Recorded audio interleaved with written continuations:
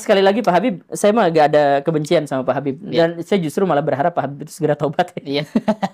Pak Habib Rizik berbicara kepada Pak Pesulap Merah bahwa orang-orang yang menentang habaib itu dilindungi oleh dukun-dukun. Kan Kang Marcel itu adalah orang yang suka Melawan dukun. melawan dukun kan, Ya. yang bongkar-bongkar kesesatan Iya. dukun gitu kan. Karena ada gufron di situ. Pak Habib Rizik itu ngomong ke Marcel. Pak Pesulap Merahnya bahwa golongan yang menentang habaib itu adalah yang dilindungi oleh dukun-dukun. Nah, gitu kan. Tapi kalau misalkan sampai diceritakan bahwa yang menolak Ba'alawi itu dilindungi oleh dukun-dukun, Ya itu salah. ya, Salah jelas ya. ya justru yang dukun-dukunan itu kan yang jualan karomah itu kan. Ini air, ya. Apa yang sudah antum lakukan untuk membongkar kebohongan para dukun, kebohongan mereka yang menipu umat, itu suatu perbuatan baik. Amin. Ya. Kebohongan mesti kita jadikan common enemy. Karena Indonesia ini lagi darurat kebohongan. Jadi kita mesti perang lawan kebohongan. 1 juta, Allahumma sholli ala Muhammad. Bu, berapa bu? Supaya laki biar menyembah yang mudah nama ini jadi orang yang ahli sholat, amin. Dibasuh takwa, pakai takwa, ya surban deh, ya kah? Pakai. Terima kasih, siapa lagi? 1.500.000 membakar. Ini saya mau lelang. Nanti Ustadz yang ngomong. Siwak yang beliau pakai diawali dengan nilai 1 juta. Siwak yang beliau pakai ya diawali dengan 1 juta. Siwak yang beliau pakai diawali dengan nilai 1 juta. Assalamualaikum warahmatullahi wabarakatuh. Itulah percakapan Hari Pras dan Guru Gumbul, teman-teman ya. Katanya yang bertentangan dengan Habib di belakangnya didukung oleh para dukun ya. Itu yang dibilang oleh Guru Gembul ya. Ini justru kebalik ya. Kalau menurut saya memang betul kebalik ya, seperti apa yang disampaikan oleh Guru Gumbul. Kenapa kebalik? Karena oknum perdukunan itu mirip dengan oknum Habib ya. Perdukunan dan Habib itu tidak jauh beda. Kalau mereka memang seperti ini ya, seperti ada yang menjual keramat, menjual sorban, menjual siwak dengan iming-iming syafaat, dengan iming-iming barokah, itu tidak jauh beda dengan dukun ya. Dukun juga sama ya, mengiming-imingi kekuatan, mengiming-imingi energi dalam tubuh, keberanian, kekebalan dan yang lainnya. Itu kalau dukun contohnya menjual keris, dipercaya dia bisa kebal, dipercaya dengan kekuatannya, kemudian dijual dengan harga mahal, kemudian orang percaya, ya itu memang hak mereka. Nah, bedanya apa dengan Habib? Habib menjual siwak dengan harga jutaan, Habib menjual air dengan harga jutaan, menjual sorban dan iming-iming syafaat barokah, kemudian percaya.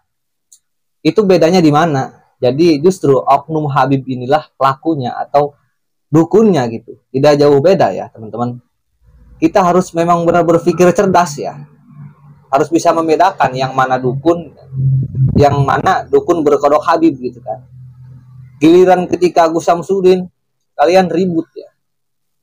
Gus Samsudin membuat Twitter atau yang lainnya ribut ya, boleh karena memang itu mungkin penipuan atau yang lainnya. Giliran sekarang Habib menjual siwak, menjual tasbih, air dan yang lainnya, kalian tidak mempermasalahkannya. Justru ini sama seperti oknum perdukunan. Nah, di sini saya heran ya, kenapa masih banyak pengikutnya gitu kan ya. Kalau memang itu kepercayaan boleh, tetapi jangan berlebihan sampai ada air diludahin. Kemudian yang lebih hebatnya lagi, mereka itu ketika berceramah selalu mengagung-agungkan luhur mereka. Ya, ketika berceramah mereka menjual kesaktian untuk mempercayai para jamaah. Itu tadi yang lebih jelasnya adalah menjual sorban ya, dengan iming-iming syafaat barokah, kemudian percaya dijual dengan harga jutaan yang fantastis. Dukun juga sama seperti itu, jadi tidak ada bedanya. Justru kalau dia bilang atau mengatakan yang bertentangan dengan Habib, yang tidak mendukung Habib adalah didukung oleh para dukun katanya. Justru kebalik, yang dukun itu ya oknum golongan mereka itu sendiri, dari Ba'alawi itu sendiri. Dan saya juga masih heran, masih saja ada pengikutnya, banyak juga pengikutnya sampai sekarang gitu kan. Mudah-mudahan sadar gitu ya para pengikutnya. Kita tidak benci Habib ya teman-teman. Kita tidak membenci habaib, kita tidak bencilah istilahnya, tidak, tetapi kita yang mempermasalahkan itu ketika mereka berceramah tentang kesaktian, karomah, kemudian mengagung-agungkan leluhur mereka, itu kan kita mempertanyakannya, apakah benar? Kemudian lagi kalau kita tidak percaya dengan nasab mereka, apakah kita berdosa? Itu kan pertanyaan-pertanyaan masyarakat yang mestinya mereka jawab ketika disuruh tes DNA, ya kan? Ketika disuruh membuktikan kitab sejarah yang mana yang mengatakan bahwa mereka itu keturunan Nabi. Tes DNA mereka tidak melakukannya. Disuruh menemukan kitab sejarah, kitab yang menentukan mereka nasab Nabi, tidak ada. Jadi kan wajar kalau masyarakat bertanya apakah mereka ini keturunan Nabi atau bukan, wajar ya. Mereka tinggal melaksanakan dan menjawabnya. Melaksanakan tes DNA, jawab dengan kitab nasab gitu kan. Jadi apakah kita ini berdosa jika tidak percaya dengan nasab mereka? Nah, itu yang lebih parah adalah kalau memang benar seandainya Habib Rizik ini mengatakan yang tidak mendukung Habib adalah di belakangnya adalah para dukun atau yang bertetangga dengan Habib itu didukung oleh dukun-dukun. Ini justru kebalik kalau menurut saya. Karena yang mirip dengan oknum perdukunan itu mereka. Dengan tadi apa yang saya bilang gitu kan. Menjual karomah, menjual segala macam, air berkah, itu kan mirip dengan oknum perdukunan. Jadi wajar jika Guru Gembul seperti di video pertama menyuruh Habib Rizik untuk bertobat ya. Betul ya. Jadi jangan melihat siapa yang menyampaikan, siapa yang bilang. Jadi lihatlah apa yang dikatakan gitu kan. Kalau dari siapapun itu mengatakan sesuatu kebenaran, ya kita harus mempercayainya, mempertimbangkannya gitu.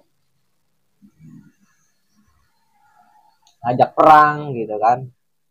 Sekarang ini ribut masalah Gus Fuad, sampai ribut, didatangin, pokoknya ribut antara Habib Rizik gara-gara mengajak perang yang ditujukan kepada ormas-ormas seperti VWI, Laskar Sabilillah.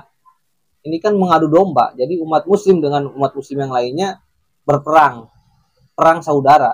Sedangkan Habib Rizik sendiri ketika dia keluar perang, adu kekuatan, yang lainnya dia sendiri kemana?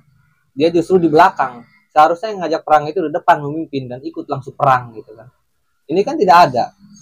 Justru para muhibin dan masyarakat pribumi yang bertumpahan darah sesama saudaranya. Justru yang mengajukan perang tidak ada. Ini kan kasihan. Sesama saudara muslim kita jadi bermusuhan gara-gara satu oknum membuat provokasi. Jadi semuanya hancur berantakan. Ya, seharusnya ini kan dibersihkan. Kiai-kiai yang seperti ini, Habib-Habib seperti ini harusnya kan ucapannya dijaga, ucapannya ketika berceramah biar tidak menimbulkan provokasi, bagaimana caranya agar umat bersatu, bukan provokasi ngajak perang gitu kan. Itulah teman-teman lah. Cukup sekian. Wassalamualaikum warahmatullahi wabarakatuh.